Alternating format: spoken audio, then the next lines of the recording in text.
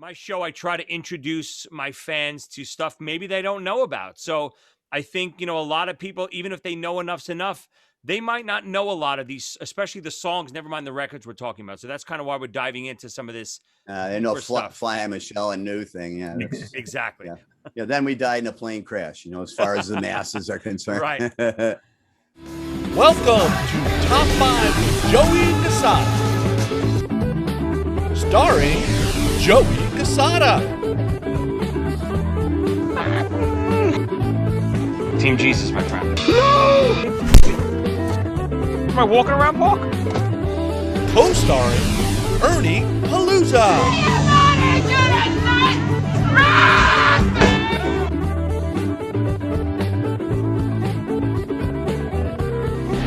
And the Doctor, Tommy Snyder. Get down. Now here's your host, Joey Cassata. All right, everybody, welcome back to another episode of Top 5. I'm your host, Joey Cassata. And I'm Marianne. Where is my baby? With us today, we got Billy Z joining us. Hey, Billy. Hey, Donnie. And a very, very, very special guest, probably the three of ours favorite singer-songwriter ever, Mr. Donnie Vie from Enuff Z'nuff. What's up, Donnie? What's happening? Thank you very much. That's very kind of you. Continue. How you guys doing? I'm sorry I was a little bit late. No worries at all. No worries. I'm not one of those guys that's all decked out like a rock star every day, all day long. I'm busy dicking around doing shit, so I just shower up. Absolutely. You look beautiful. Oh, thank you. So do you. How's it going, dude? Thanks so much for coming on. We appreciate it. Thanks for thinking of me, of course. Absolutely. Pretty good. Doing good. So it's going to be a fun show. The name of the show is called Top 5. We do list of top 5. Obviously, we'll talk about your career a little bit. We'll talk about the new box set. But the plan is to kind of go around round table and list our top 5 Enuff Z'nuff songs, if that's cool with you. I guess I could try. I hate them all. Well, we love them all. So we'll argue with you the ones you hate. It's true. We're just so you know, we're really big fans. Been into your career since the beginning. Followed you all the way through. Really, probably one of my favorite catalogs of music ever is the Enuff Z'nuff catalog. Thank you. It's funny you should say that because I got something coming out that you'll probably enjoy then. Tell us a little bit about it. The new box set, right? No, that's I don't even know what's on that thing. That's that was part of that licensing deal we did with Cleopatra. They had licensed our catalog, and except for the first 2 records, of course, those aren't ours yet. They will be next year. But I guess that was included in that whatever I signed, so they could just have whatever. And this was kind of news to me when it came out exactly what it would be. When I heard they had said something about box set, but I had assumed that was the box set of the whole collection of the records. I didn't know it'd be that old stuff. And so I'm not knocking it. I don't know what's on it, but it's but I know that I don't know where they got that picture of me naked with the guitar. Right. So what's the stuff you're working on? Ones. What were you? I'm getting ready to release a new single video, and in support of this flash drive I'm putting out, which is the complete works of it's everything I've done from A to Z, with and without the band. Wow. Yeah. Alphabetical alphabetized or whatever they say. How many songs are we talking? I haven't counted them. I don't know. I think we're somewhere in the neighborhood of like 250 or 300, something like that. Incredible. Just that's the released songs that were released, Right. Now, any like remixes, remastering, or you just putting them all out together in one big lump sum? Got all my files together on my computer, and I hit arrange by name, and there they are. No, it's no, there's no remixes. I don't have anything other than whatever anybody else can get. And as a matter of fact, I don't even have. I think I have one CD. And that was somebody else's that left it here or something I was supposed to sign. I don't have any of the records. Incredible.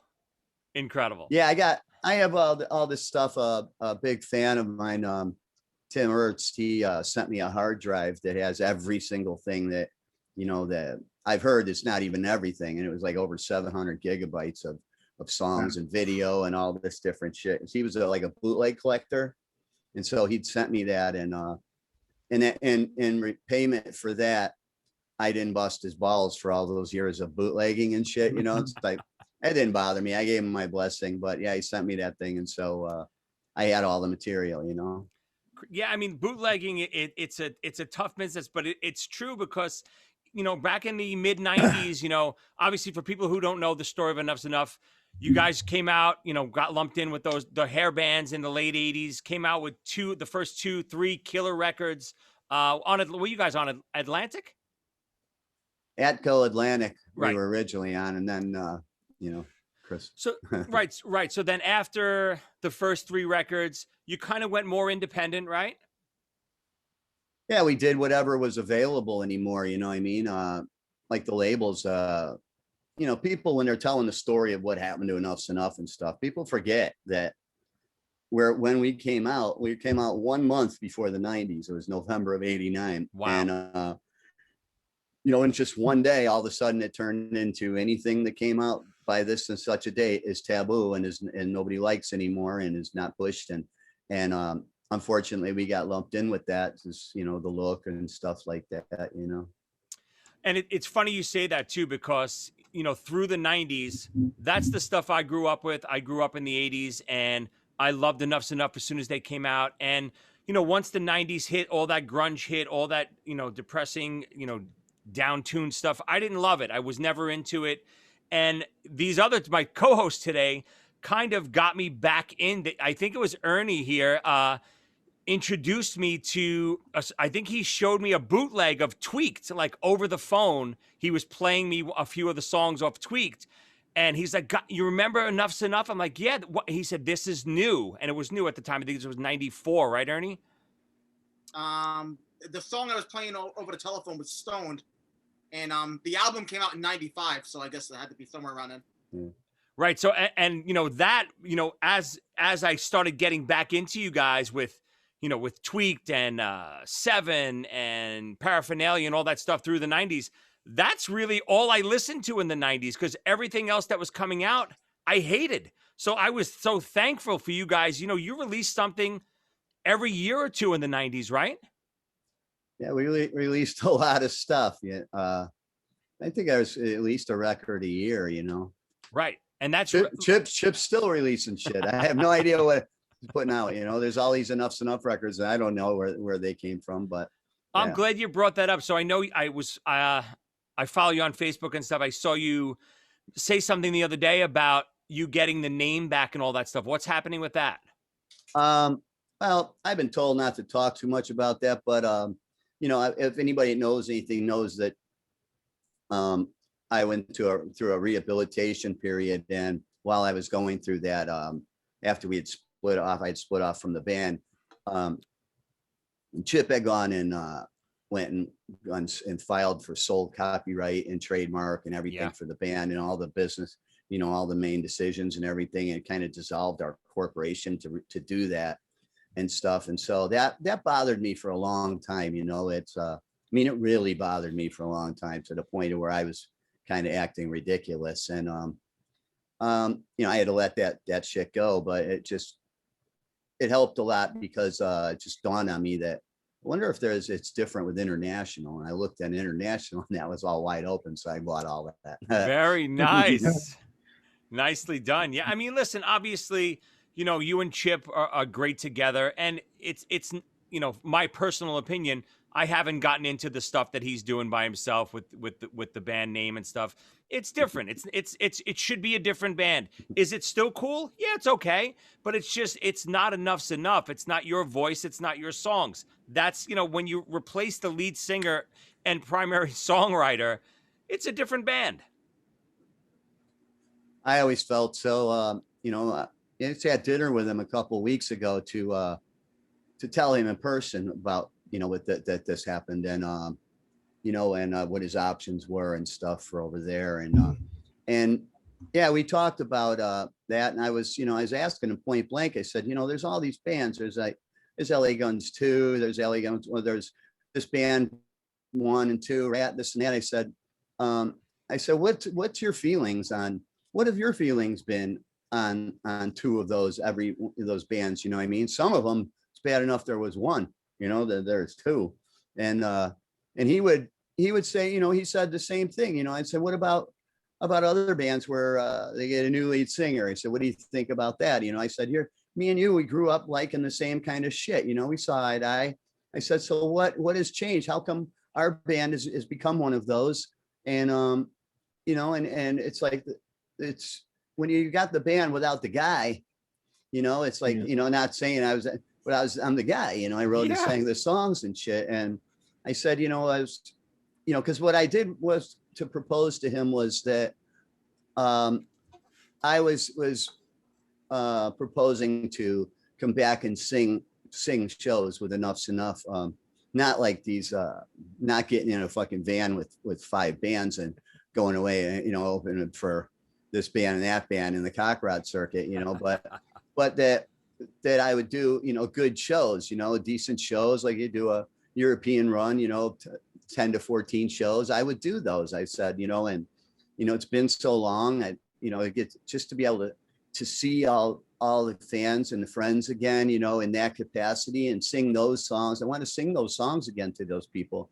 And, granted, I will be eventually, with my own show that we're putting together. It's going to be a pretty long show, but do everything. But, it's like, as far as I'm concerned, that's still, I hadn't shut that door yet, hadn't nailed it shut. It's like, there's certain situations that made me feel like that might be more or less, what was happening, but it wasn't because I just said, hey, I'm not playing with this band anymore or anything like that. It never happened. It was, he kind of keeps insisting that I quit. I know I didn't quit.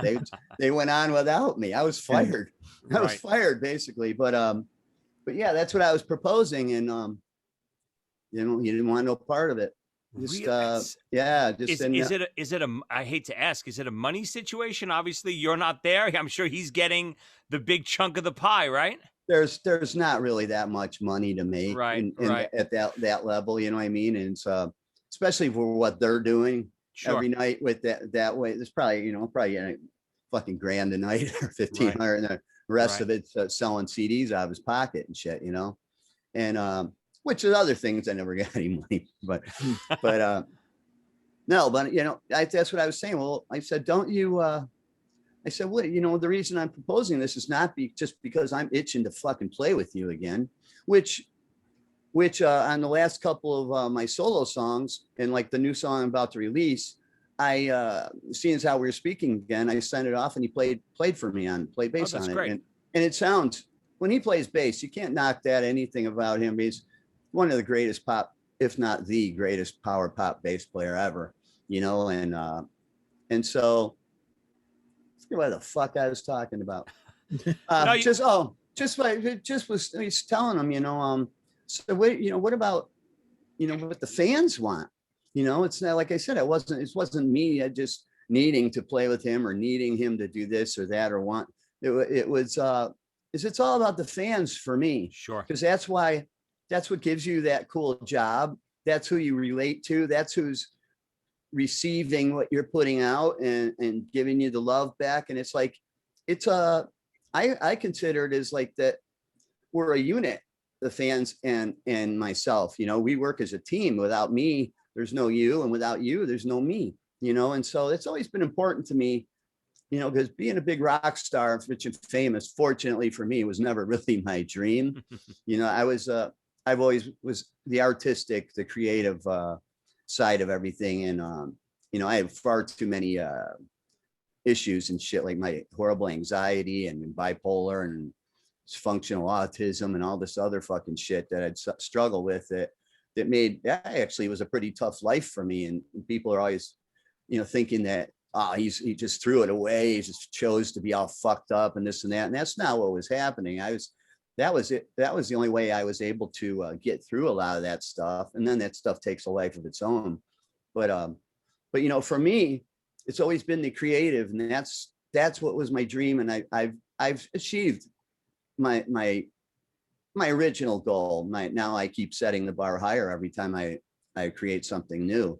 You know, I want to continue for it to be stepping up, and if nothing else, as good as the last thing. You know what I mean? I don't want to be one of these guys, even like Paul McCartney. You know what I mean? It's just, I just want to be somebody that's continuing to put out cool new shit, and I do that and for the fans, and I need the gratification back too. I like to get the confirmation and hear it from them. Is this still working for you? Am I doing?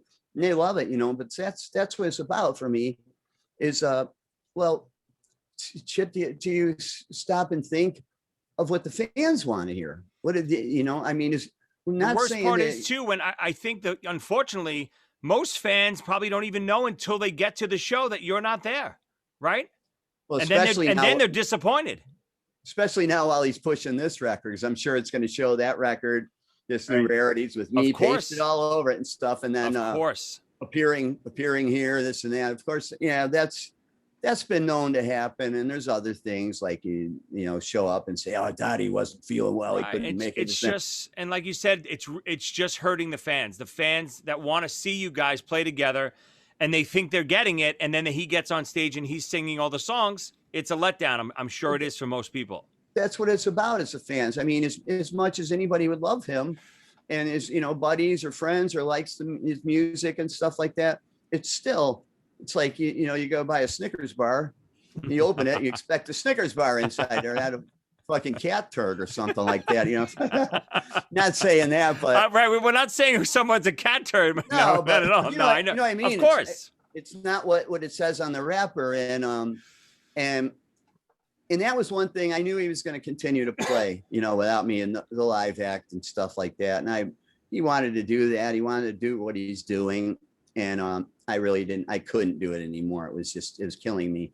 And so but then to release records like that as Enuff Z'nuff, because up until Dissonance was our last studio record, Enuff Z'nuff record. And they were kicking ass, kicking more ass. And then, you know what I mean? And then, yeah, I mean, your first 12 records, I guess all the way up to Dissonance, I guess that's 12 or 13 records. I know maybe it's sacrilege to a lot of people. I'll put them up against the first 10 Beatle records. I love those records. Love them. I really, I think the three of us would. Thank you very much. It's even embarrassing for me to hear something. No, and I trust me, I get it. Obviously the Beatles, we're all big Beatle fans too, but that's really I want to hear all the stories and stuff, but I want to talk about the music. We want to hear your take on some of these songs. The show is called Top 5. We're going to do our top 5 Enuff Z'nuff songs. We'll go one at a time. We'll pick our fifth first, and we'll kind of, maybe if you have any backstories or little insights on each of these songs, give us something. It depends on what songs they are. It's like I said earlier, for me to pick, I wouldn't even know where to begin. There's certain songs that, like I said, at this point, I hate them all, but there's certain ones and this and that, but yeah, that's the one thing. There might be a lot of shit that I've kind of, don't remember, things like that for one reason or another, but people think I don't remember a lot more than I do. I remember a lot, you know what I mean? But like when it comes to that stuff, I could tell you where I was when I wrote the song. I could tell you what was played, what I played on this, what kind of this, and what we used for this and that. People wouldn't expect that out of me, but yeah, that's the whole part of that's my bag there. And I'm happy to sit and talk about that stuff as long as maybe you pick the songs. Yeah, I mean, we'll definitely start picking. If you feel like giving yours, I'd love to hear what maybe we'll inspire you to throw out a couple too. We'll see. Billy, why don't we start with you, Billy? What's your number 5 Enuff Z'nuff song of all time? All right. A lot of these songs, as Joey mentioned, we heard your music and we all loved it. We rushed out and let all our other friends listen to it, and everybody in our group just loved your band. So first off, I'd like to say thank you, because over the years and growing up, your music did mean a lot to all of us. My first song, and it was kind of funny, we were in a park playing handball, and there was a bunch of guys playing basketball, and they're listening to rap music, and they're going at it. And this song came on, and it was off the album 10, There Goes My Heart. And the chorus and all the way the song was going, we're playing and we're all singing the song. As the song ends, the guys who are playing basketball are all going, there goes, excuse me, I can't sing, but there goes my heart. Hello, Monday, you've been so bad. Tuesdays used to make me so mad. Wednesday is so lame, I'd almost weep.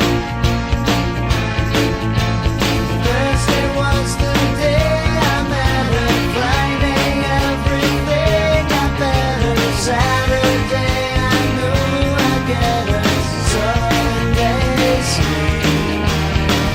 Well, here I go again. I'm standing toe to toe again. I'd really love to be with you, 'cause you get me so excited. Ooh, there goes my heart. And we were hysterical laughing, but that song. There goes my car. There goes my car. But it was such a good song. And even now I have, my boys are 13 and 15. I'll throw that on in the car and it gets stuck in their head. And later on, after we're home, they're singing the chorus in the house. So that was one of the songs that meant a lot to me, or from a memory perspective. Well, thank you. I remember where I was when I wrote that song. We went out to did something for. We used to hang around a lot with the High Times magazine guys and stuff.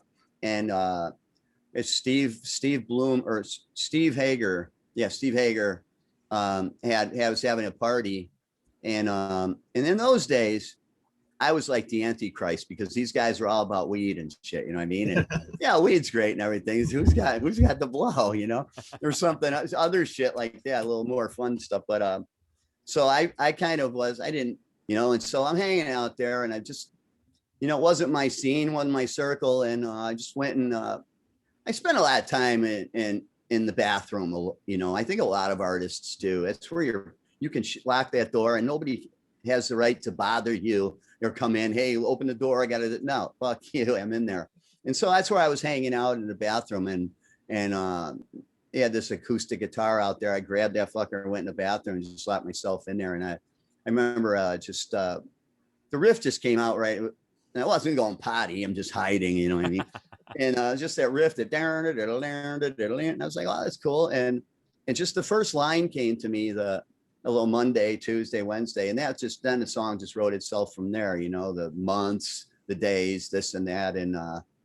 And I always thought that song is a little bit, little cheesy, on the cheesy side, a little bit, but I know that's good. When you think something is cheesy, that means it's a perfect pop song. Oh my got God, more commercial appeal, and yeah, a lot of people like that one. And yeah, so that's the story behind that one. Love it. Written on the potty. We got it. Good start. I didn't say on the potty, in the potty. Oh, that's right. In the potty. All right, Ernie, what do you got? Number 5. Man, I can't believe I'm talking in front of Donnie Vie, by the way. Okay. You can get over that. Trust me. It's not that big a deal. You're one of my gods, my friend. The Beatles stole from you. Thank you very much. Just remember, for 365 days a year, for 57 years, for 7 hours a day, and I have never had a break from Donnie Vie. Not 1 second have I ever not had to deal with this motherfucker. All right, my number 5.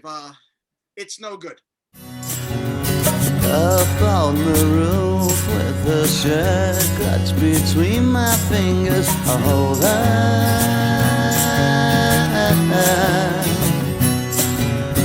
Dark and alone on the roof as we lay there breathing slower.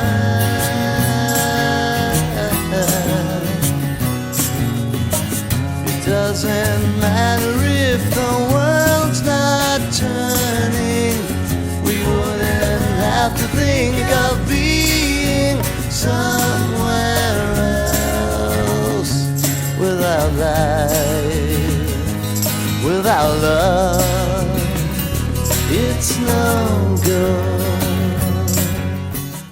is my number 5 favorite Enuff Z'nuff song. And Wow. This was a hard choice.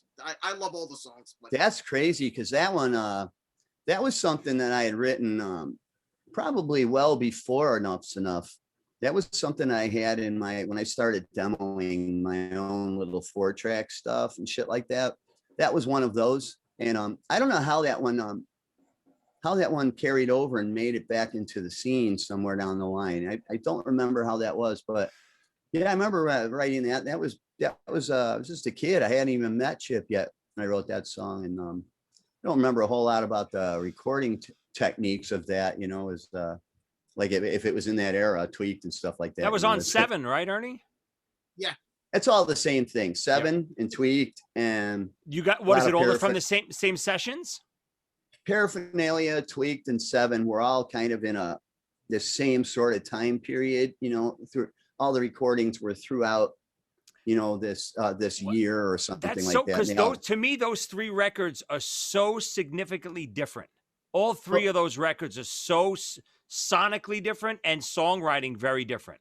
Well, that's because a lot of those, like now after the Arista situation went down, I had always felt in my gut instinct, something was always telling me that I wasn't necessarily in the right band. You know what I mean? When because of the style of music that I wrote and the sound of my vocals and stuff is compared to like what a couple of the other guys in my band were into and what they did, are known for. Now Chip and I, we were always pretty much like on the same sort of level, like the same kind of stuff. I was a little more leaning Beatles. He was a little more leaning towards Queen and stuff like that. Cheap Trick is where we meet in the middle there. But the fuck was I saying? Oh, so the other 2 guys were into different stuff. So I had decided that I'd had enough at that point. And said, it's like, I think the name is Toast. I said, I don't think that there's and now is the time, that it's like them against me and stuff. I'm like, well, this is, and we just gotten this new drummer, Ricky Parent, right after Vicky Fox left. And so I felt bad for him though, because he had just gotten in the band, and then that whole thing just was short-lived and ended. And so I had him staying over at my pad with me, and we went into, we had this 8-track recorder, 8-track machine. It was a little reel-to-reel 8-track, but we brought it over to where we used to rehearse, this dress rehearsal, this place. And the guy that ran the place, he was sort of a shade tree engineer and stuff. And so he worked the board and stuff. And so a lot of those songs, like the original, the rhythm tracks and the drums and stuff like that were done on 8-track machine, wow. And then like some of the, but there, you can kind of hear you say like they're all different. Well, they are, because that's how I write. I write all different kind of shit. I write heavy stuff. I write light stuff. I write whatever the song tells me it wants to be, because that's how I come up with them. They tell me what they want to be, and I try to follow the song. Let it tell me what it, here's how it should go, and so I follow it. And so you're always going to get out of that many songs. I don't know how many songs that is. 3 records. You're always going to get a big variety, and I guess it just originally the first idea was to, because of course they heard it and Chip heard it and management heard it and like, oh shit, we got another great record. I'm like, well, I wouldn't necessarily say that right now, except but out of necessity you have to keep going and things like that to still be in a band and shit. So yeah.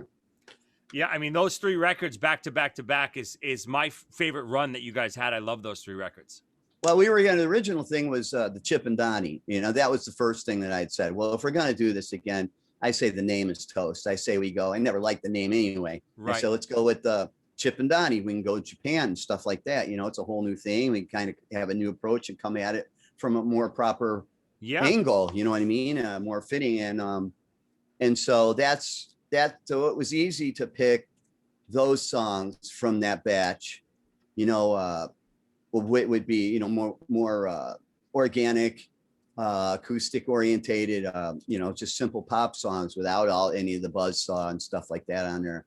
And so those were easy to choose. And but that in Japan, that was called Chip and Donnie. Over here in the States, they'd sold it also as Enuff Z'nuff 7. And I didn't know that. once we realized that we can't fool anybody, we're not pulling any fast ones here, we might as well go back to, add it to our thing. And then like Tweaked, where, because at that time I will say also that I was pretty heavily into the pro experimentalist, and so there was a lot of shit, like pretty depressing time too, and a lot of shit going on, and that's where that darker, heavy edge stuff would come from. But like I could write, like It's No Good and Master of Pain in the same day. I mean, Wow. if that's what happens, if that's what it comes, so choosing that kind of, Paraphernalia, of course, that was one of my favorites, up until Dissonance, Welcome to Blue Island, which got ruined. But yeah, it was one big long block and one big period. Some of them towards the end of that period were kind of going off into a different, a little bit different direction. But at least for sure, Tweaked and 7 were one block, one session. And then some of the songs we brought into the big studio, and Ricky replaced the drums and shit like that, Crazy. I forget what we're talking about. No, we were on It's No Good. That's where we got to 7. Oh we got to all those. Yeah, I'm a great guest if you don't have anything to say. It's perfect. No, this is what we want. We want to talk about the music. I mean, obviously, you've had a long career, but the music to me, will stand the test of time forever. And that's what I really want. My show, I try to introduce my fans to stuff maybe they don't know about. So I think, a lot of people, even if they know Enuff Z'nuff, they might not know a lot of these, especially the songs, never mind the records we're talking about. So that's kind of why we're diving into some of this. Fly Michelle and New thing. Yeah, exactly. Yeah. That will those will not be on our lists. Yeah. Then we died in a plane crash, as far as the masses are concerned. Right. So speaking of, I think a pretty deep cut. So I'm going to go with my number 5. I'm going to go with How Are You? Time just didn't wait for us. The signs came too late for us. So unwise, all the lies brought a certain fate for us that had its straight for us. How are you? Are you doing all the things you wanted to? Are you finding new romances? As for me, well, I guess that I'm as good as I can be. From the I think it's a Question Mark album, right? Yeah, that's again. It's just, to me, it's so organic with just an acoustic guitar. It's how I hear, almost even full production wise. I still hear it in all your songs. If I can hear it acoustically, with you singing acoustically on it, it makes it a good song, no matter how many drums and electric guitar and bass and stuff and keys are over it. If it's you and acoustic and it works, it's a great song. And that to me is, I'll put that up against Yesterday any day of the week. Well, thank you very much. That, as a matter of fact, that song was left over from, the Paraphernalia and stuff sessions. And Question Mark was that record came out. Chip released that when I was the first time I was out of the band for a while, and he was letting me know that this is coming out. And I'm looking at the songs on the list. I'm like, what the fuck kind of record is this going to be? You know what I mean? It's got all this shit. I go, he goes, well, you got a title, this and that. I go, no. I go, yeah, I got the perfect title for it, just a question mark. He goes, question mark? How do we write that out? I go, question mark. I said, that's it, because it says it all. Like, what the fuck is this? It's Albatross. But yeah, that song. That was kind of one of those where people would go home from the session or this. And I remember we were recording a song called Habit. Down, down, down, down. And I had to kick and scream and fight to get that song recorded too. But after everybody went home and stuff, I was just sitting there playing with the acoustic, and Johnny K, the guy that owned the studio there, ran the studio. He just said, oh man, that's fucking good. Let's track that. So tracked it pretty quickly. That's just me on that whole thing. There's nobody else playing on that, and I always liked it. I thought it was pretty, but I was a little bit embarrassed of it at first with, you know, with being known as this fucking bad boy, fucking drug addict and this and that dirty rock dude and stuff like that. And then all of a sudden I got a song like that, you know, so it didn't really fit in any of those records. And of course, you know, anything, if any little tiny thing that's been recorded and it will be, I'm sure it will be released one day. That's enough. That's enough. It But just that's one of amazes them. me that some of these songs, again, the quality of these songs to me stand up to anyone. And maybe you have some insight on this. How the hell are some of these songs not being licensed and movies, TV, commercials? I mean, so many these could be jingles left and right. Some of these songs, right? There Goes Your Heart. How is that not a jingle on something? It was used in something. It was a trailer in some movie with Will Ferrell and John C. Reilly. It was used in a couple other things and stuff. It was a lot of that stuff comes with publishing. When you do a publishing deals, and those publishing companies go out and bat for you and get those different things. And we had, you know, our publishing deal, it was up until the first two records. Then we were getting ready to do another huge publishing deal at Arista with BMG and stuff. And some shit went down and happened, and that didn't end up happening. And so all of the songs from that point forward, I own, you know what I mean? I never did, but we did do a small publishing deal with EMI, and it was like, it was a modest advance and stuff. But they never did one fucking thing with anything. And there was a couple of songs that I called their attention to that somebody showed me, hey, this has been used for this and this is in that. And like one thing, the San Jose Sharks, I guess they were soccer or whatever the fuck. And they used a song we had called Bring It On Home for their whole season. That was their fight song for the whole season. And I'm like, hey, what the fuck, guys? Yeah, where's my check? What about this? You know, it's like, well, blah, blah, blah. I go, what the fuck are you guys doing? What do you do? You know, what was the point of this, you know? And so, you know, after that point, I had pretty much considered that these are all mine. I don't give a fuck. But, you know what I mean? And so a lot, it was like kind of a bulk deal we did, but no, we got all that stuff now. We own all that shit. And that's how that stuff happens.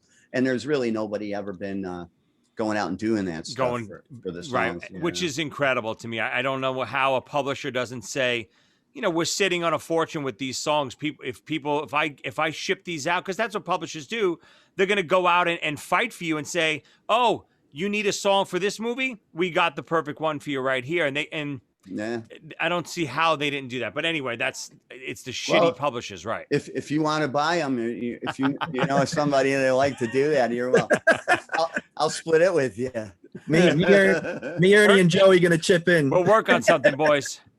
Well, it's funny you should say that because I have a new song that I'm getting ready to release, and it's the most commercially marketable song I've ever written in my whole career. It's called Party Time, and it's when you hear it, it's, you know, this one could be used for all the commercials, for beer commercials, for movies, for TV, for sports stuff. It's by far not my greatest song, but it is the best song I've ever written for stuff like that. And so we're going after that shit with this song. You have a release date? It'll be very soon. I did have release date, and then that got blown off. Then another release date, and then I ended up having to buy out of my last record contract because I was postponing it again, and they already had it. The song pressed on vinyl 45s and shit. We're ready to go, and it was already listed up on iTunes and all that stuff. I'm like, it can't come out yet because it's still not time. It's not right. And also now we're shooting a great video for it. So we're not going to put it out before this video. And then once the video started, the video is so great. When you see it, you'll really like it. It's, that's awesome. Play characters and stuff, and it's so well shot. And I got really lucky. My buddy Todd Cosley, he's started making movies and stuff, and it's really well done. But after the video was coming along so well that I thought, shit, I'm going to recut the song. You know what I mean? Oh, wow. I want to get a better version of this song to be as good as the video, and have the guy that mixed Beautiful Things mix it and get Chip to play bass on it because he's in the video. Oh, that's great. Yeah, my bass player came down with lymphoma and couldn't come out and do it. And so I only know one other bass player, you know. And so I gave him a call. I figured, yeah, that'd be cool. you know, and we just started talking again because of the Cleopatra deal and stuff like that. So we were talking again, and but yeah, I held that fucker up a bunch of times, and now we're probably within a month away. Awesome. Because I just hired a good promotional company, Michael Brandvold, and it's really. Oh, I know fucking Michael good. very well. Michael's great. Yeah, I hope so. Yeah, he's great. I'm hoping Really so. good But guy. yeah, but he's you know, we talked a lot about it, and he's got some good ideas and the way to go about this shit, and not just throw it out there again like other stuff that I put. You know, it was another great Donnie Vie song, and then it comes and goes, and Right. not right. this one. This one is one that I can't waste. This one, this is like when you got that one card you don't want to throw. You know, you got Uno, Sure. that card Uno. You know, you don't want to use that one until you absolutely have to. So all the ducks got to be. And it's not like I got a shortage of songs. I can always put. You know, I started Sure. even getting some other stuff ready to put out instead of that. But yeah, that's going to come out very, very shortly. As soon as he gets it rolled out and set up and everything, as quick as we can do that, then it'll be out. It's ready to go. Can't wait. It's going, it's like I said, in support of the flash drive. So we'll put you on the spot. I don't know. I know you didn't want to pick, but if you had to give the audience a track that they should go listen to, your number 5, what would you tell them to go listen to? One of your favorites. Come on. Oh shit. Well, I'll tell you right off the bat, my favorite record was the last one, Dissonance. Maybe it depends on if it's somebody that likes heavy shit, it would be the song Dissonance. Sucking on a day-old cigarette. 7 hours, I haven't lit it yet. Tears are falling and melting to the sweat. And all these feelings I never will forget. Close my eyes, I can see the dissonance. Yeah. If there's somebody that likes, you know, there's a good ballad on that record. It's just my favorite record, but there's a lot of good stuff. I can't remember all the songs. You know what I mean? I The just don't- Dissonance, great. Yeah. Jake played that on that one with you, right? Yeah, he came in and enhanced the guitar parts and stuff, you know, because I was the only one to play guitar on it, and I'm a hack. But I mean, no, it sounded great, but he came in and you know, made it fatter and stuff. And he did a great job. I love Jakey. And yeah, that record is my favorite, and it wasn't a very good time for Enuff Z'nuff. It wasn't a very good period. It was a good period for me because I was just finally getting a divorce from the Antichrist, you know. And so that was a good period for me. I just met a new girl and just got rid of the old girl and just got a new girl, and I was pretty down, and it brought me back. That record built me back up, and I went back into the band through that record and everything. But yeah, I'd have to say the song Dissonance, if I had to pick one, it's my favorite. Killer. I mean, already we did 4 picks, 4 different records, right? So, you know, we got a lot to choose from. Let's go back around. Billy, what do you got? Number 4. All right, so this one is off of Strength, and I actually heard it when you guys were on Howard Stern. And I guess it's 2 songs in one on the album, but I don't know if it was 2 separate songs, but The Way Home and Coming Home.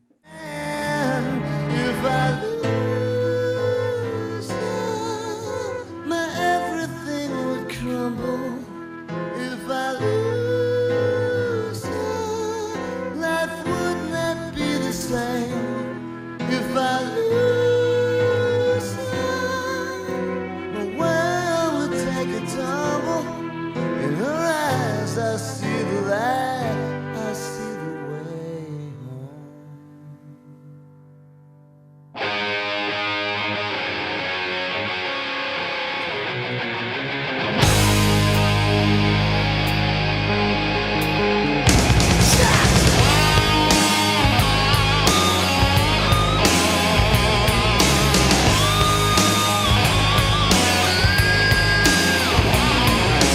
Taken from the best years of your life, took your main intentions and replaced them with I just like the way the song, the way they're blended together. It starts off this nice slow song and the way you're singing, and then it really picks up and gets heavy and edgy in the second part.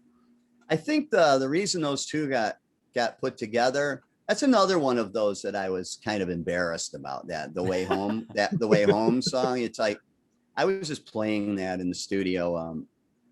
We had already finished the record basically, and so there we were getting ready to start mixing, and then I wrote that song, Time to Let You Go, and something else that ended up being on that record. They wrote all those like in almost the same morning on the way to go over to the studio. Crazy.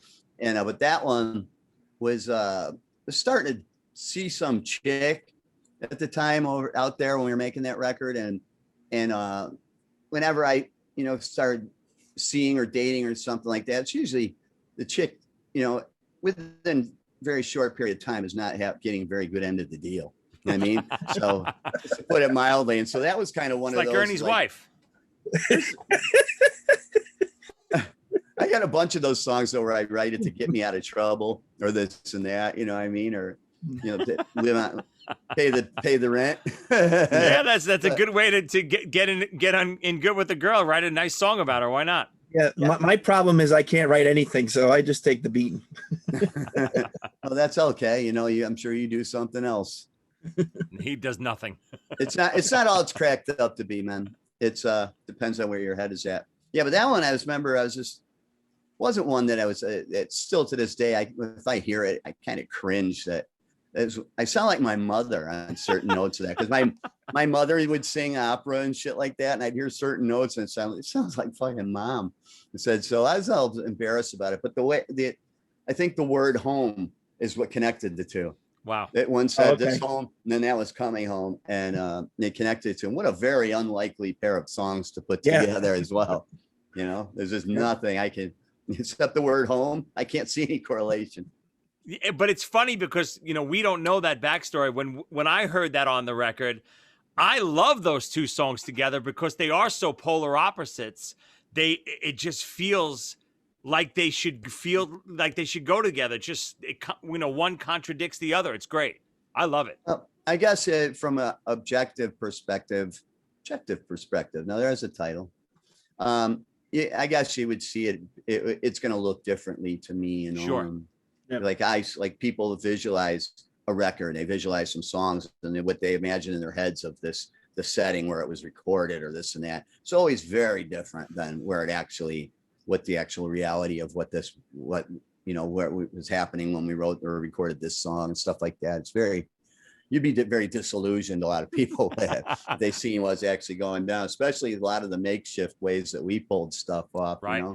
Yeah, I'm sure the first 2 or 3 records were done in big studios at least, and then maybe, home stuff after that. Obviously this.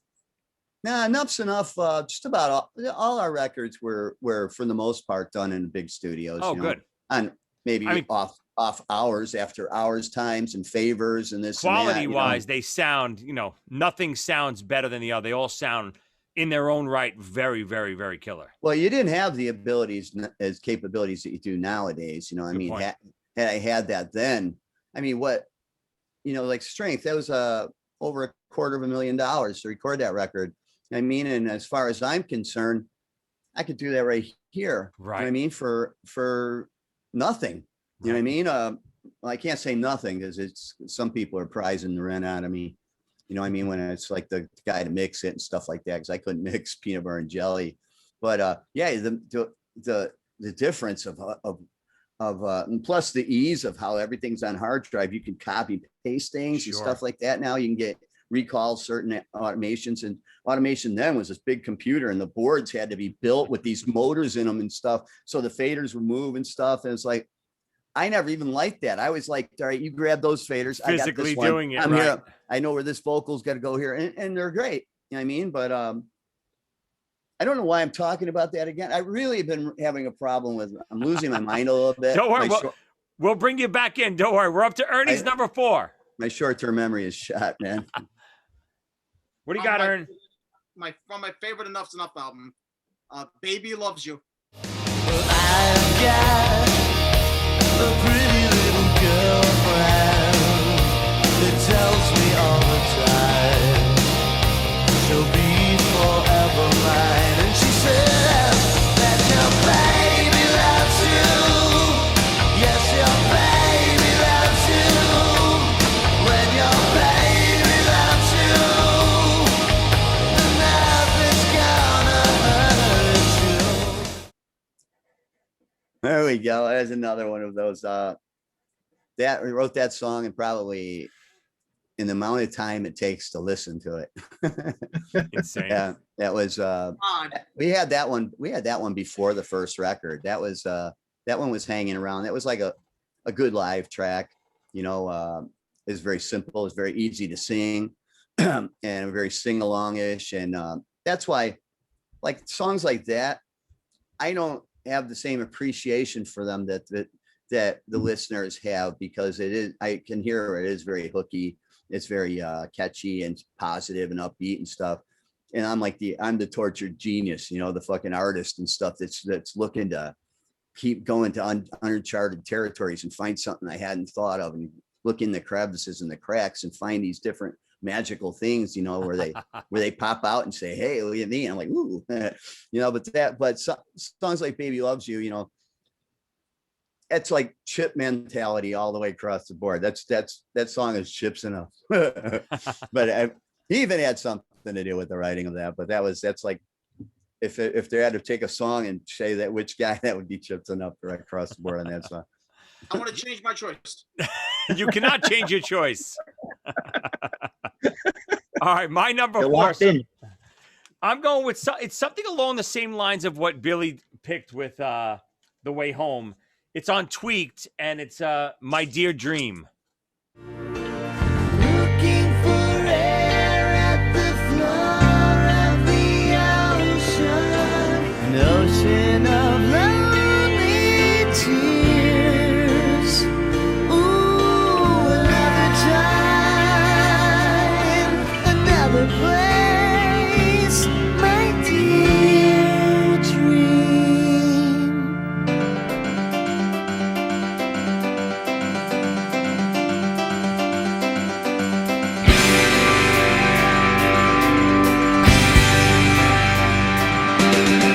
Well, I just got back from a run and I'm feeling alright. Well, there ain't much time till I get that chill. Gotta make it through the night. I stand up, I sit down, and my sighs I start to drown. Same yeah, type that of was deal, like very eerie and soft in the beginning, rock and roll, and then back to like this weird soft part again at the end. Just love the dynamics of that. Well, that one I did write together. I did intend that to be the way it went. And that song actually does have a decent story. We were at a party in LA. Me and Frigo were at some party, and there would happen to be this old fucking beat up piano in the corner over there. And you know, there was a lot of that party I wasn't digging. So I was kind of off in the corner, found the piano, and all of a sudden that riff came to me like diddle diddle diddle diddle diddle diddle. Wow. I said, that sounds like, is that a Queen song or something? I couldn't figure out whose song. He said, no, that's. I'm like, oh, that's great. I like that. I started writing a song, and then Derek comes over, all bug-eyed and shit. He's like, dude, that's a great one. He goes, that's only that riff's on guitar. I'm like, oh, fuck you. I said, that's what's cool about it, is that on the piano, diddle diddle, you know, you're diddling on everything anyway. Let me have something, you know. And so that was when I officially said, that's it for you and me.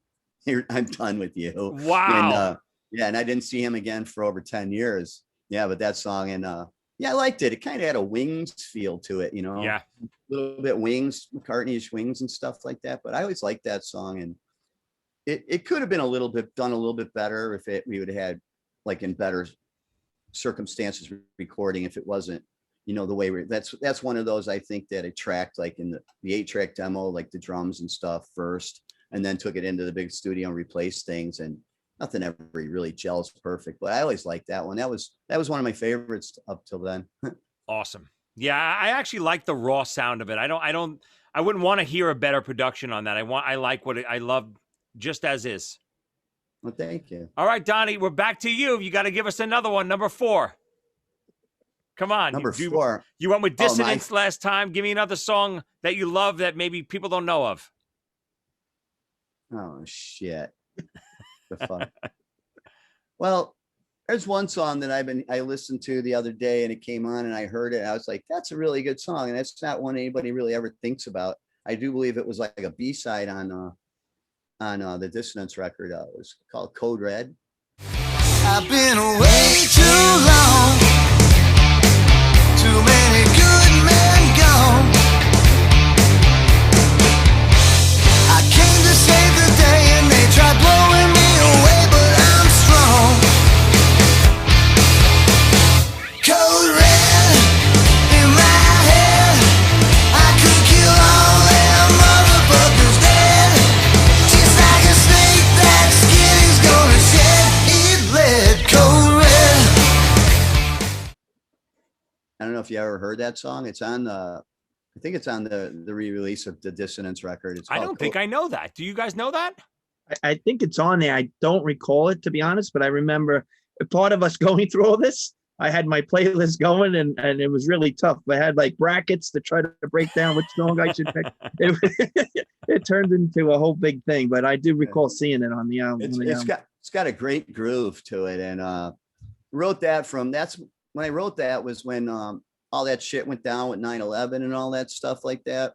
And so I'd written that, like putting myself through the eyes of our military that went off to fight and stuff, of trying to think of a song, because the riff and everything just felt mean and felt like that, and that was happening. So that was a mentality. And if you get a chance to listen to it, I've been trying to. I was getting ready to post it soon, just to get people's from military and people who have been in the armed forces, to how am I in the ballpark of the mentality of, with the lyrics and stuff like that. And I guess I got a little Republican on it, and that I don't even know the difference between the two of them. I mean, that's why I've been told that. And yeah, that's one that I always thought was nobody really ever even thinks of it or has heard of it. Code Red. Yeah. Killer. I mean, I'm glad I got another song to listen to after now too. All right, Billy, we're back around. What do you got? Number 3. All right. So back when I started dating my wife back in the early 2000s, it was cool to make CDs.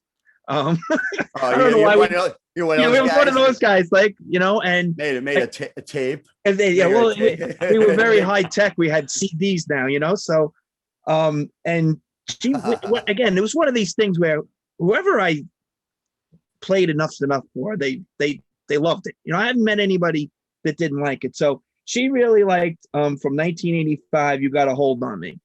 It's Valentine's Day once again. Though some were bad and some were good, I do believe that's number 10. To do again, I surely would. 'Cause girl, you know that I'm your man, and your man I'll always be. But baby, you got a hold of me. So it's one of these songs that anytime it still comes on in the car, and she doesn't sing many songs, but that song she'll start singing. Yeah, that was a crazy where how that one came about. We were tracking something really heavy that day, and that one just came out. And when they come out and we're in the big studio, and all you have to do is hit, if I'm tracking something else, but it happens to be the acoustic guitar or something, just throw it down. And like I said, they end up coming out on records. But yeah, I remember I'd written that. I was in trouble. I had done something and I was in trouble. And so I wrote that as a Valentine's gift, because I didn't remember. I never remember it's Valentine's Day. It's like, that's not a day as far as I'm concerned. It's a fucking marketing fucking fiasco. But I wrote that on that. It was to get myself out of trouble. What's the story behind the 1985 album? So that stuff before the first record? Yeah, that was our original like our original demo tape Wow. we with the original band that would Gino Martino and Bo. That was a good band too. Everybody sang and stuff. And when we record those songs, like I'd be singing lead vocals on this mic, and later on I'd sing all the vocals on everything. But this I'd be singing the lead vocals, and they'd be over, like Chip and Bo and Gene would be over on the other microphone singing the backgrounds at the same time. It was very, very band oriented. You used to go in and track what you played. Nowadays you're trying to play what you tracked. You know what I mean? Which is it's totally the opposite. But that was we called it our record back then in those days, because everything was always larger than life in our minds and stuff, especially with Chips Enuff. But that was our demo tape, and like Catholic Girls and all that stuff. That was the stuff that broke us into the local radio thing. And ultimately that tape led to our management deal, which led to our record deal. Killer. Yeah, I love that record. Very underrated. That record, we brought that in. It was in the middle of something. We needed to put something out, and it's quick money. You give this to somebody, and it's quick money. And those tapes, those old 2-inch tapes, had been propping up one leg of Chip's couch in his living room for like a fucking 6 months to a year. That was one leg of the couch. The thing had broke off. Those tapes were under there. The 2 tapes. Wow. The only copy of the masters. Yeah. They had to be baked. They had to call a guy in, a professional guy, to come in and bake the tapes until I seen what he actually did. He brought in a conventional oven and baked them at this low temperature for this amount of time. Insane. And I had to buy the oven, all this shit. I'm like, what the fuck? They had to bake the tapes because the information would just fall right off into the heads and stuff, because it's so old, hasn't been environmentally kept, like it should be and stuff. I mean, it's propping up the couch in a hot, sweaty, nasty dog shit over the carpeting and shit, and there they are. And so he baked it, and I baked some more shit. I remember heating up my leftover shit from like turkey and stuff in that oven. And the guy's like, what the fuck? What the fuck? I said, I bought it. My oven. Yeah, what's the difference, right? These are the stories that we need to hear. This is great stuff. Come on, Ernie. What do you got? Number 3. Number 3, We Don't Have to Be Friends. But I'll take the pain, 'cause I'd go insane if I left you now.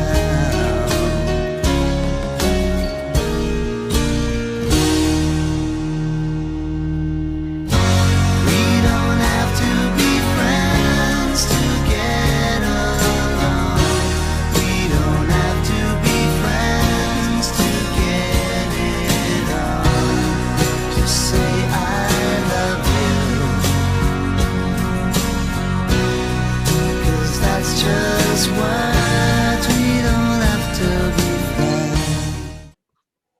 You got that right. Has to be friends. Yeah, that was a real dark time. So I was kind of in that real fuck it bucket of rebel, of kind of not trying to kill myself, but not trying not to, and that was another one. I had this acoustic guitar that was just amazing. It was just one of those that played itself, at that time, since it got broke, this fuckhead roadie. But that song, it's just like so many cool, like How Are You, that song, all these things with these cool acoustic riffs and shit on them that I had written on that guitar. And that was during that time. I remember right where I was at, in this little apartment next door to Chips, and it was a very dark time. But I thought it was, once you got that riff, once there's a part of whoever presents these songs to me, and other artists say the same thing. It's like we've heard them before. It's like, so now we turn them into something that you can hear. It's our job, I guess. But yeah, there's a lot of very cool ones were written with that guitar, and those, like, the songs seem to write themselves once you got that one little piece of it, and it just leads you, Yeah, great. So that's on 7, Ern? Yeah. Yeah, again, great song. That's a very acoustic driven album, I feel like, and That's one of the best on that record, definitely. Well, actually, where you'll find that easiest would be on my flash drive that's coming out. That's right, coming out soon. We'll have you back on when you officially have it out to promote it again.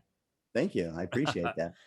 So I'm going to go the opposite way. And I don't think this is depressing. You tell me. Maybe there's a depressing story behind it. But Probably. I've always loved it. I know this is going to sound crazy. Probably my favorite holiday song of all time. Happy Holiday.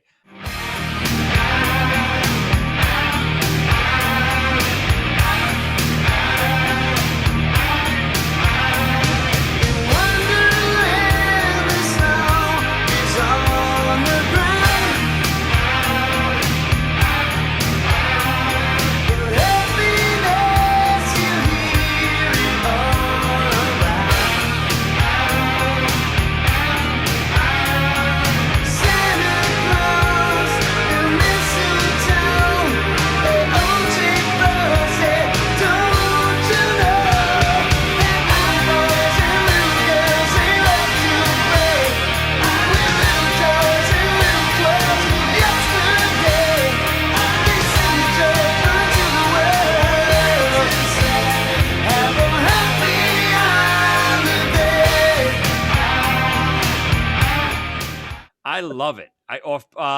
Peach Fuzz, right? It's the singable, the pop sensibilities in some of these songs is just, you could sing them for days. Once you hear it once and you just can hum along with it forever. Just a great song. Well, Peach Fuzz right off the bat. Peach Fuzz was kind of like this rarities thing. Peach Fuzz was a conglomeration of outtakes. It didn't make records up until that point. So we released them all, at one time. And that song, originally we were asked, Clive Davis asked, could we try to write a Christmas song for the Home Alone 2 movie?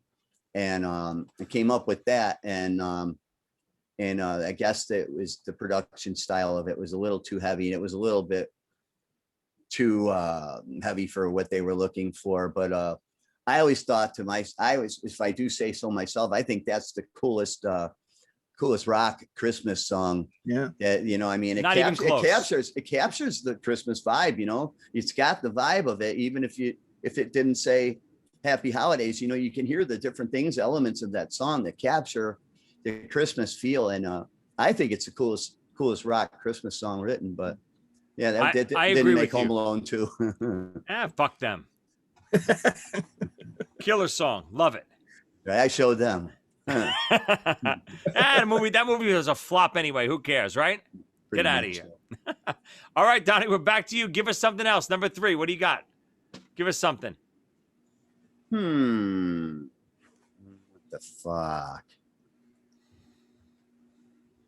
Well, there was a song I mentioned earlier that I really was one that used to stand out as one of my favorites, was a song called Habit. I'm waiting for yesterday. I wish it would go away today. Won't stay or go.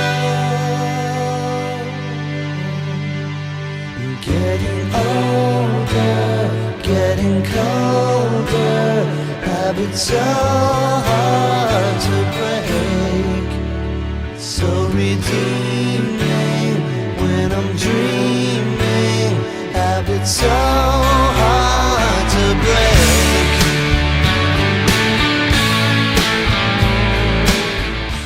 It was on Paraphernalia. It was kind of a struggle to get that recorded. I mean, it was all I could do to, I ended up having to start it with Ricky. Ricky was my tag along. Whatever I felt like doing, I'd make him, you're coming with me. You got to do this with me. Other guys are like, man, I don't feel it. No, we're not going over there today, this and that. I said, no, I'm going over and tracking that one. And because that was another one. I had that. Oh, that was that 12 string. I had that Martin 12 string. That was I had those two I bought those two at the same time, and it had that, that sound to it. And that's when I started down, down, down, down. And I just like, this is very fucking cool. And, as the song went on, it built, the production built. And I always liked that. And it said a lot about what I was going through at that time. Killer song. I always I'm thought sitting here that. talking about it like you guys. I always felt like that I'm was. sorry. I always felt Paraphernalia was maybe your heaviest record. You think that you find that? There's elements of it that are heavy. I'd have to go back and listen to the record. I know there's some elements of it that were amongst the heaviest stuff we'd done, but then there was some really light poppy shit Yeah. on there too, like Holiday and some other stuff. I don't remember what's on it. Great pick. I'm glad we're getting some picks out of you. It's awesome. Billy, what do you got? Number 2. Number 2. I mean, it's so hard. I'm looking at my list in case there's some alternates here, but I'm gonna go with off of 10, Fly Away. If there's a heaven up above, we'll spend another day in hell. Who says you have to be in love? You crying, you wishing, well, just fly away. Fly away. Oh, the cage is broken. All you need is faith and a little bit of open sky. I always really liked that song. I just like the music and the lyrics, and basically it's like, if you don't like it, fly away. So I always thought the bass of the way the song goes, yeah, things aren't working out, you can go. Just fly away. Oh, that's kind of the perspective that I've written a couple of like this, where you're kind of, if you want chicks to kind of dig you, you write a song about telling them, and confirming their thoughts of how shitty the relationship is and how fucked up their boyfriend is to them or something like that. And you kind of weasel and squeeze in there, and take her side, like Hoes Before Bros. That was one of those Hoes Before Bros songs. But at the time when it originally wrote it, I liked the riff and stuff. I thought it was a cool riff, and we even played it live for a while. But yeah, if you want to, that's a good way to, you want to just weasel in there and totally just be a total fucking jag off to guys. You know what I mean? You want to get in there and get in, and that was one of those, Ernie, you taking notes? You taking notes? Got it. All right. What do you got? or you could just call me if you need one. Come on, Ernie. What do you got? Number 2. All right. My number 2. The music is so weird during the verse, but I love it. I still have tonight.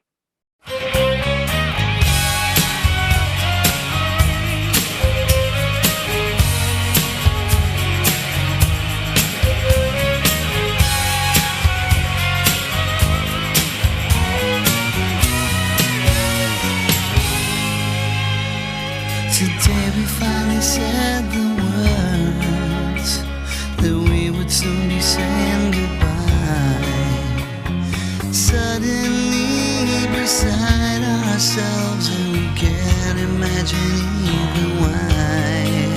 And we face the fact that we can't turn back, but there's one thing we can do. Maybe if we leave it alone, maybe if we turn out the lights, even if the feeling is gone, maybe we can still have tonight. Still have tonight. How's that one go? Oh, yeah, with the great Johnny Friegel playing on that one. That was on that was a Chip and Dine 7. Yeah, that was that whole record. That whole record is why I got that plugged guitar. It's all that acoustic-y stuff in there. I just kept writing on that thing.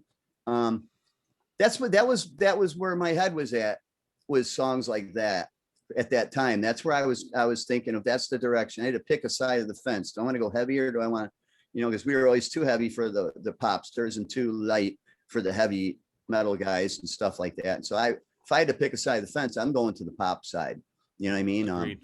It's fun to plug in. Nothing, if you got to go on stage or do this and have to crank up your Marshall and just, it's fun. But it also masks a lot of production. It's like, it's a substitute for production for other instruments and other parts and detailed things and stuff like that. And throughout the Enuff Z'nuff a history with them. You know, I was kind of in a lot in that position of just play it, just get the just simple thing, just do this, and that's fine. You know what I mean? I'd be like, what the fuck, you know? I guess you know, but that whole record was that's kind of like We Don't Have to Be Friends stuff. Is that on that one, or is that the other one? Yep. Yeah, We Don't Have to Be Friends is on 7. Yeah, we had Clown in the Town and stuff. Yeah, Derek's that's the last shit that Derek played on was that record. There might have been a tracks left over here and there from other songs that made it onto to later stuff. But that was it. Yeah, I remember his dad coming in.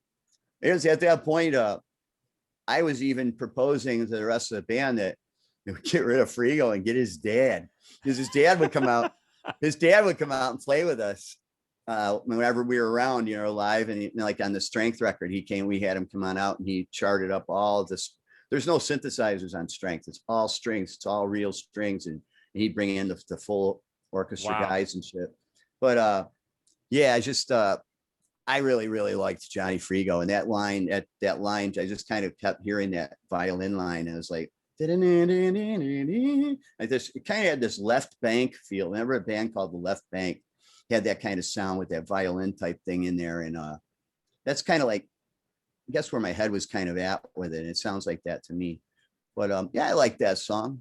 Yeah, you won't hear a lot of, if you hear love songs by me, it's usually I'm either trying to get out of trouble or it's about some, you know, a lot of them are some imaginary person, you know, because I didn't think being in love was anything that I was ever capable of. Mm-hmm. And but usually the songs about relationships and stuff, I probably kind of take coming at them from a negative aspect, you know. It's like we're breaking up, you know. Now let's describe how can I make the most bittersweet lyrics to a breakup, you know.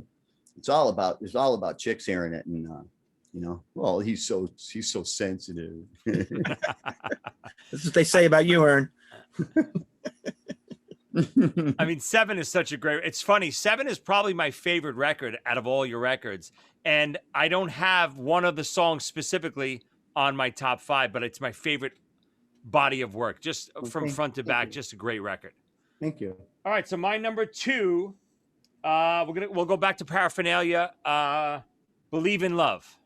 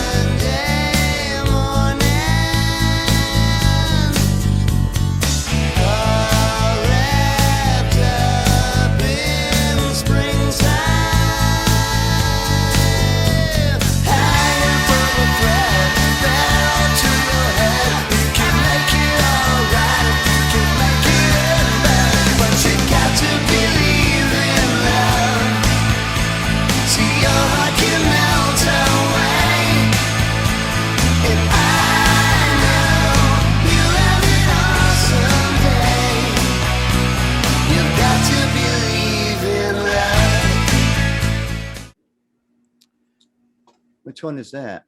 Believe in Love. Can you hum me some of that? You got to believe in. Oh, you got to believe in love. Yeah, there it is. All right. What's up with that song? It was that was the riff. Yeah.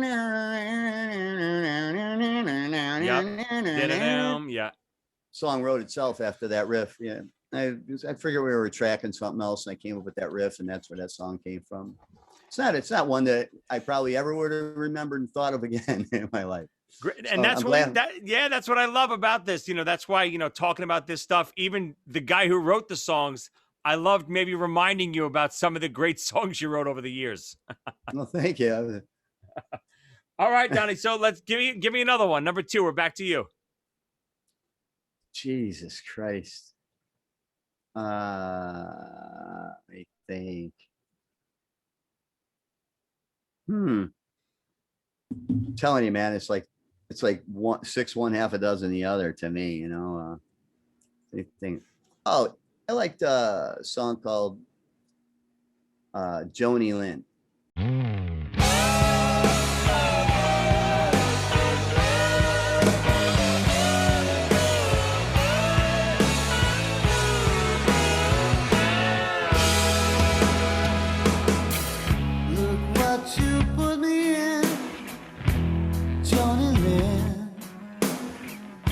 give you my life and you go back to your boyfriend.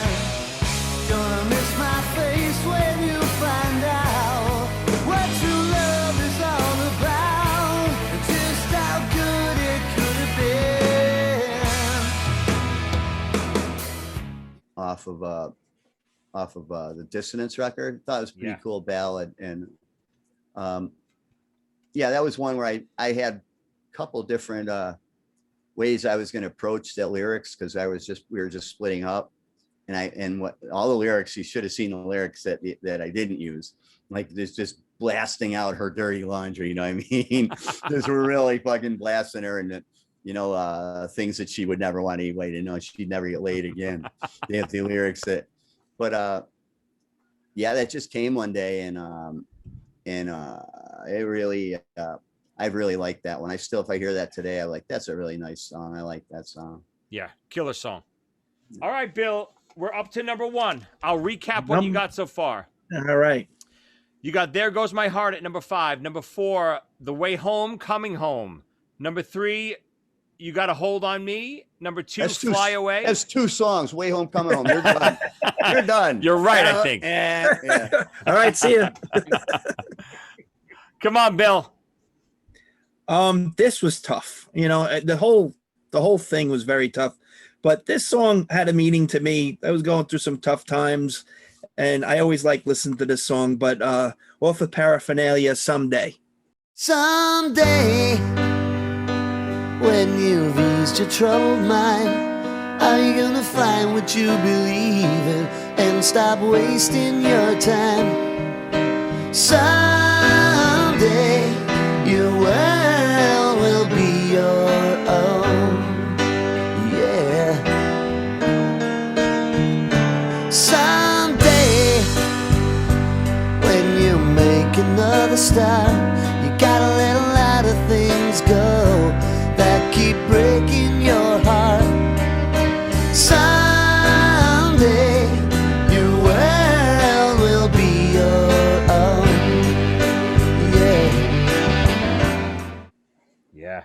Oh man, yeah, that was one of my faves. That was a big song for me, because a lot of times, I feel like my situation was hopeless. I didn't feel like there was any way out of that fucking, that's just that downwarding spiral, just descending, steadily descending. I didn't think there was any hope for me. And of course, like when I wrote the song, I was singing to me, you know what I mean? And then realized at the same time, wow, this could probably hit home with a lot of people. It's kind of like singing, if I was from a different perspective, singing it to me, you know what I mean? Because I really, sometimes, I even get a tear in my eye when I think about, I feel really fucking bad. My heart aches for that Donnie Vie that throughout those years and stuff. I was a very, very sad and lonely guy, man. Just really, really, even around a lot of people, it was like I'm all inside here, you know what I mean? Everything is, and that song was what one of those was like, it was like a pep talk. Once you can get it together, bro, you can do this, you can someday,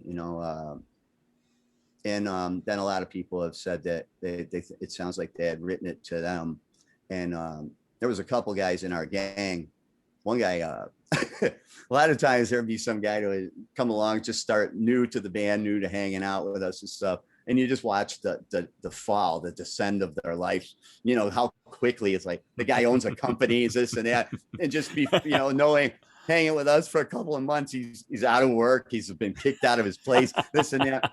And yeah, that one, me and him would cry in our beer together over Someday. We'd listen to it. He goes, that you wrote that for me, didn't you? I go, yeah.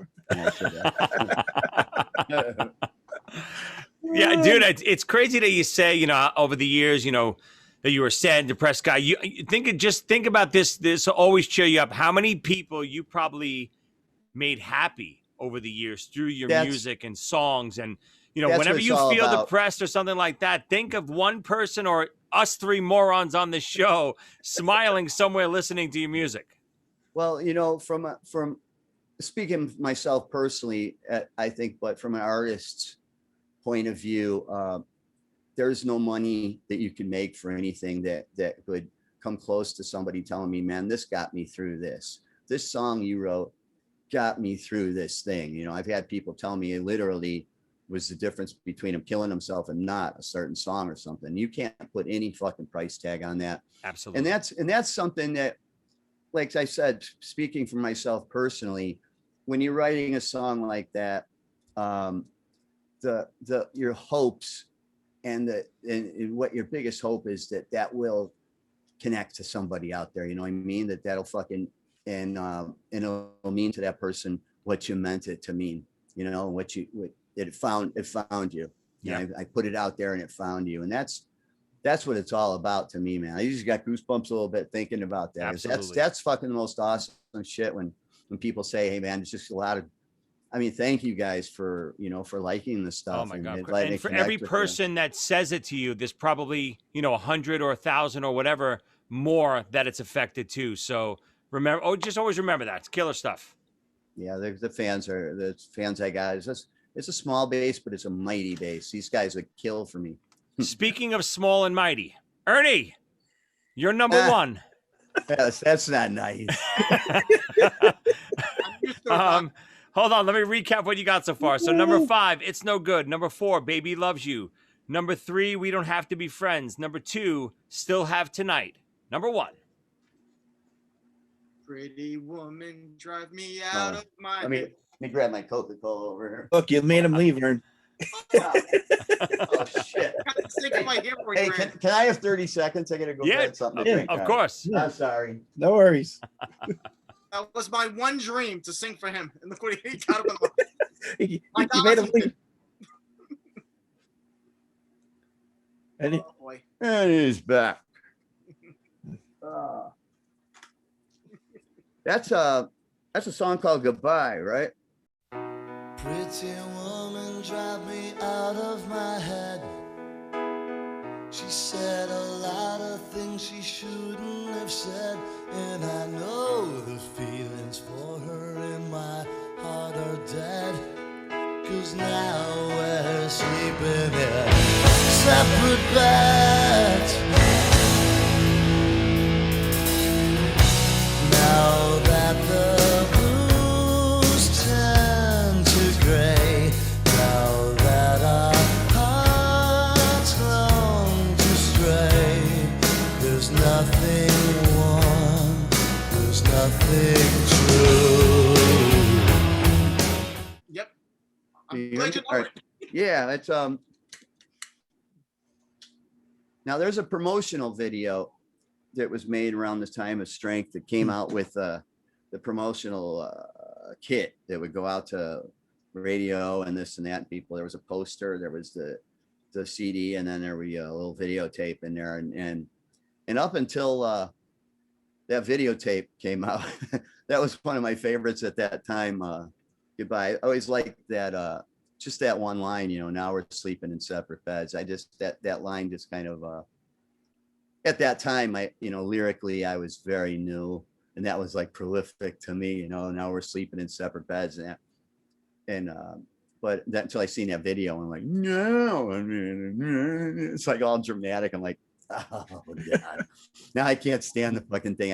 When I hear it, all I picture is my face, and no, and I'm like, Jesus Christ, just want to beat the shit out of me. Yeah, I've seen some of those. he unplugged the mic. Well, he's a drummer. That's why. Yeah, That's what's wrong. Drummers, they're the guys now that still own the PA. They got like the little recording stand, because while everybody else is fucking around partying and having good time shit, drummers are putting their shit away, you know, setting their shit up and putting it away, carrying it, loading it into this and that. So that's why they That's always, not funny.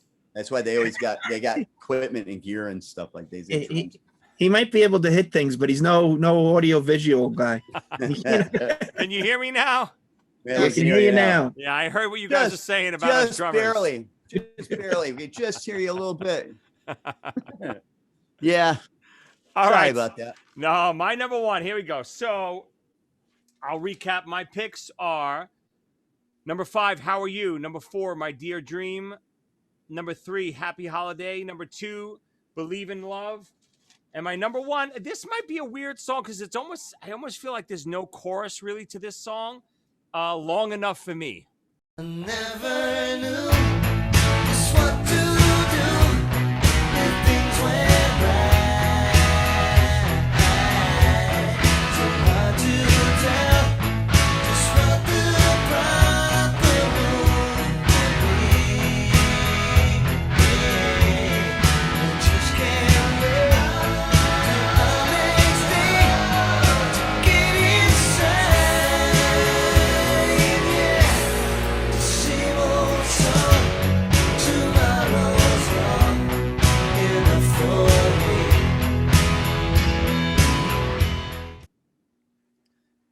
Oh, it's on Peach Fuzz. So it must be one of your leftovers from somewhere, right? Oh, that's a demo. Yeah, I wouldn't be Crazy. surprised if that's on this thing that's coming out. That was an old demo. Dun, dun, dun, dun, dun, dun, dun. Yeah, there That's was it. something about that. There was something about it that I had liked at the time. It reminded me of "Come and Get It" by "If You Want It, Hear It, Just Come and Get It." It had that kind of had that vibe. I wrote it on the piano, whatever. Just rock it with the piano and stuff. And but I don't remember ever tracking that for a record. Wow. That's got to be a demo or something. And Yeah, just something cool. about the melody and the feel of that song. And I don't know if you could call it the chorus or if it's like a pre-chorus or a bridge. It's just the melody of that song just is so catchy to me. It's undeniable. Well, I've purposely tried to write songs like that sometimes that, like, I'm not comparing myself or anything, but the Beatles did that a lot. They'd have songs where the verse, it would bring itself around full circle. There wasn't really a big chorus that would Right. go off on. Some of them they did, but it was like it started at the beginning of the verse and it would bring itself around, and that was the whole thing. You know, it wasn't like here's the chorus section, here's the verse section. And occasionally, I try to set out to do something like that, especially when it's a very Beatle orientated, like Paul McCartney wrote "Come and Get It," and it's kind of like that was kind of like the feel and the vibe for that one. And I completely forgot what the fuck the train of thought again. But yeah, that's cool that you like that one. Yeah, it's just always hit for me. I always like that one. All right, Donnie, you're number 1. If And you had to give us. you'll probably love this record then. God only knows what's on there. Yeah, well, These records were chaotically on these little label here, and then that's sold to this label, and then that's over now at this label, and you have no idea how to track down where the fuck anything's at or who to go after or this Sure. and that, So at least now I know who to go after for my money. You know what I mean? And but they're responsible for Chip and I speaking again and stuff like that. And I imagine, God only knows what's on there, but I imagine there's a lot of stuff like Long Enough for Me and shit like that. And it's all, as far as I'm concerned, if something didn't come out on a record, to me, there was a reason why it didn't go any further than that. It's like this one, there's these Right. songs, there's something now that's not tweaked right. It didn't make it, you compare it to other things that are finished, and yet they tell you they're finished. These ones told me they're not really finished yet, Right. and so those are basically all demos and shit, and they call it rarities, but it's not very rare to get these. If you know any bootleg or any collectors of any shit, they've got all this stuff. So you didn't go in and retouch anything on this stuff. This is just as is demos and stuff like that. Like I said, I don't even know what's on it. Crazy. I just saw it the other day. Somebody sent me a picture of him holding it. He goes, "Look what I just picked up the other day." I'm like, "What the fuck is that?" And so as soon as I seen just my face plastered all over, I go, "Oh, okay, I know exactly what's going to happen with this." Yeah, unfortunately. Coming Enough's enough. Enough's enough. And there I am with my guitar all naked and shit. Well, where's the guy? No, he's in Europe. Donnie, if you got one song to tell everyone about, give it to us. I'd have to go, not lyrically. Lyrically, it's the worst song I ever written, but I have to go with New Thing.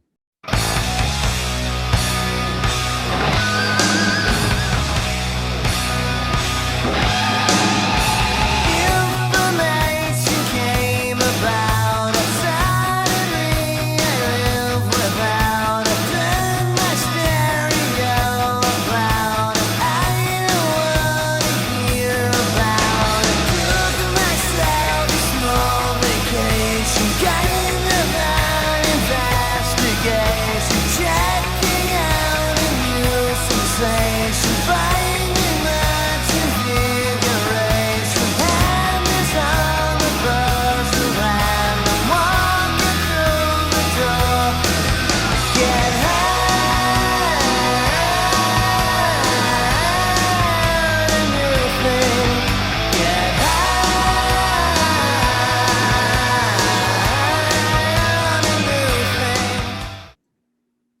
fucking riff come.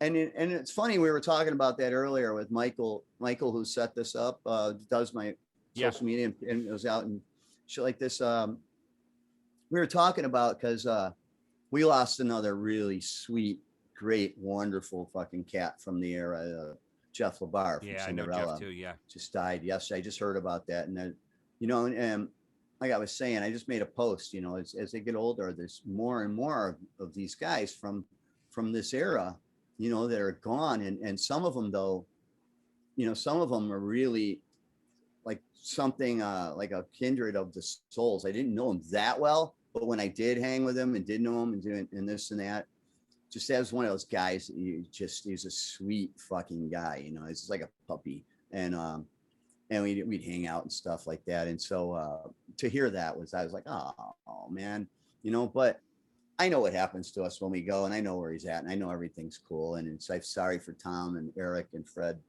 guys. Sorry for your loss, guys. But that song, New Thing, the reason why we were talking about it was with Cinderella, and we correlated because when before our record came out, we were recording at this place called Royal Recorders, which was our manager's studio. He owned the studio, and it was part of the Americana Resort, which was right by the Alpine Valley, the big outside venue. And all the bands would usually stay there if they're playing at the big venue and shit. We were in the studio recording our first record at the time. It hadn't come out yet though. And we were invited to the show. You know, I think it was Bon Jovi and Cinderella. And later on that evening, you know, I'm in the middle of the night or whatever, I just ran into Eric and Jeff. They were the bass player and the guitar player, and they were walking around stuff. And it was kind of a big attraction when bands would play there because they would want to see Royal Recorders, because it was getting to have a decent name in the business, you know, especially after we made a record there. People they liked the sound of that record and shit.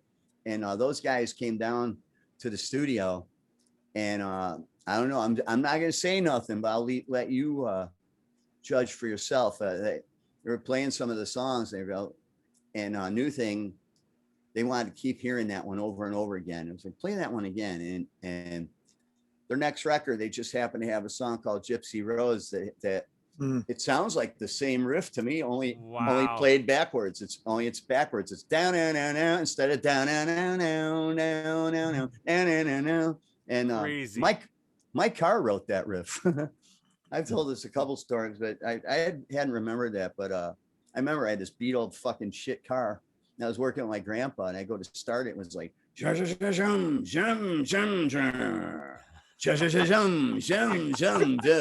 and I hear music and all kinds of things. And I was like, Awesome. and it basically wrote that to me. I was like, that's fucking cool. I'm taking that car. And so, but I thought New Thing, it's a really, really cool power pop song. That riff is cool. And it kicked the whole ball off rolling for us and everything. And so I gotta give New Thing some props. Lyrically, it's the fucking worst. So. But it is. I mean, obviously, go ahead, Ern. I was going to say, there's a story been going around for years that the original song was called Blue Thing, and the record company made you change the words. I don't know if it's true or not. Yeah, I imagine where you heard that. No. I used to joke about that. I used to say that as a joke because, you know, these little things called Valium. They were big for a little while, and get high on a blue thing. But no, it wasn't actually written that. It was written as a day or something like that. You know, I think that the real stories are more fascinating to me. You know? Yeah, that's why we wanted to talk about our favorite songs with you, to hear some of the backstory. We appreciate it so much. I loved hearing just your take on some of these songs, some of your favorite songs that I have to go listen to tonight, Code Red. I love, obviously, chatting with you for over an hour now. It's been so much fun reminiscing. Again, one of our favorite bands of all time, possibly my favorite catalog of music of all time, you know, straight through 10, 12 records straight, not a weak one in the bunch. Guys, and any last words for Donnie or anything before we let him plug the flash drive and stuff again? No Fucking honorable Bunny mentions. Carlos there. Fucking Bunny Carlos looked like. My vision is bad. I hope that's a good thing. Donnie, in addition to Enuff Z'nuff, I love your solo works. I Bought Beautiful Things. I love it. I think it's great. I especially love the song I Could Save the World, which sort of takes you back to like, God, I wish things were the way they used to be. You know, one of the things you said, like, I like to date in person. You know, I mean, that was it was sort of a lyric in the song, and it's so true. I have younger children, and they're content with their phones and keeping in touch, but they don't have a clue. Right. They don't know when things were special. Right. You know, things used to be special. They're not special anymore. Right. You know, it's a shame. And you know, all the songs on that album and a lot of the solo stuff that you did, you know, as Joey mentioned, you know, Enuff Z'nuff. Without you, to me, it's not the same band at all. And the fact that you do your solo stuff, it's always great when you hear something coming out, because we just look forward to hearing new music from you. And it seems like you have tons of it. And, you know, it's not something that you're like, oh, you know, it's a rehashing of a different song, a different way. You know, it's really good. So yeah, I make it a point to not let, I never want to let that happen. I make it a point, conscious effort, to make sure that I'm not covering any old ground. You know, I mean, it's might not be some groundbreaking new direction that I'm going, but I'm not rehashing a song. I'm not trying to, you know, and if I hear something that sounds like something previous that I've done, I'll scrap it and I'll go to something else. I don't have any appreciation for people that do that in songs like that. And I'm certainly not going to be one of them. And thank you very much for that. Ernie. I wanted to I watched an old horror movie, Henry, Portrait of a Serial Killer. Oh shit, yeah. And this is before your first album even came out, and one of your songs is in the movie. How does that happen? That was the original lineup of Enuff Z'nuff. We didn't even come up with the name. It was these other older guys that were looking to put something together for recording for movies and this and that, and maybe shop and this and that. We're trying to do something totally against the grain, and it was, the project was this guy Steve Jones was the drummer in it, and such a tapper though. He was like tap tap tap. He was just had no balls as far as I was concerned. But he you know, those guys actually had jobs too, so they had money, you know, and cars and things like that. We didn't. Chip and I were we're going for it. We didn't have shit, you know what I mean? But he was also into getting into movie productions. Was working with Jonathan Demme and company and stuff like that. And so that was their first little thing, or their first little project. And Steve Jones, he was the drummer at the time for the original Enuff Z'nuff, and he went off to do it. And so he asked us, says, hey, we'll get one of your songs in there if you want. And it turned out to be that one, right when they're rolling a joint. So that's cool. What song? Fingers. I got my fingers on it. Right. Awesome. Yeah, kind of the song's not the greatest song, but it sits well in that movie. It was a shock for me. Again, Donnie, we can't thank you enough for coming on. It's been so much fun. One of our favorites ever. Anything else you want to talk about? Where can we find you on social media? Where can we possibly find the new flash drive when it comes out? Everything. Anything you want to plug? You will see it everywhere. Like you said, you already know who Michael Brandwell is, and you'll see it everywhere. You know, all my social media, Donnie V this, Donnie V that, you know, I mean, DonnieV.com, King of Power Pop, all this other shit. You'll see it out there. And then when you find out is probably when I'll find out. Right. I'll probably have found out a couple of days before that. But yeah, that flash drive is going to be a pretty good deal. All that music on there for $100. And also you have to buy it because it's one of those the flash that comes on like it's like a credit card with a piece that you could stick in the thing. Well, that card is going to be a barcoded individual. Each one, you can use that as a laminate to get any of my shows, Killer VIP stuff, and all the shit that, you know, any little added little things that, you know, perks and stuff. That flash drive is not only kick-ass fucking 250 something songs and shit. Every single thing will be there that I've done. I weeded out a couple of songs that I didn't sing through those years. Those aren't on there. and yeah, you use the laminate. And if you do pre-sales, you get one of those. Remember I told you about those 45 records of Party Time that I had to buy out. I had to buy all the things. They're sitting over here. Wow. Like, yeah, and I got a box of I think it was like, I gave him a bunch out, and then I thought, hey, I'll say, so you get one of those too, autographed, and possibly a Zoom call if you're a pre-sale. Great idea. Yeah, I love having. That's a great idea with the flash drive, having it to be something to come into your shows too. What a great idea! I don't think I've ever heard anyone do that before.